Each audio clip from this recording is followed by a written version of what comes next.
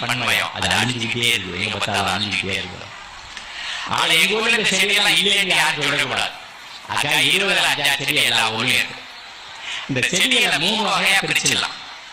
ஒண்ணு ஆடாதோட வேம்பு மாதிரி பின்னாக்கா சக்கரை செடி, 2 ஏருக்கு மாதிரி பப்பாளி மாதிரி ஒடிச்சா பால் வர செடி, 3வது துளசி நொச்சி மாதிரி தொட்டா வாசனை அடிக்கிற செடி.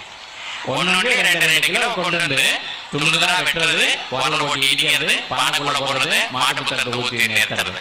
7வது ஆயிட்டா பூச்சி வெட்டி ரெடி.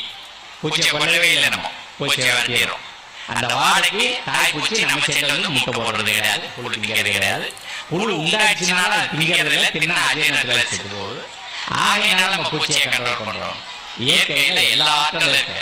தமிழ் சமுதாயம் உலகத்துல மூத்த சமுதாயம். நம்ம மூதாதையருடைய அறிவுக்கு பாருங்க ஞானம், அதை நம்ம ஏந்துட்டு நிற்கிறோம். இன்னைக்கு நாட்டில் இருக்கிற மிகப்பெரிய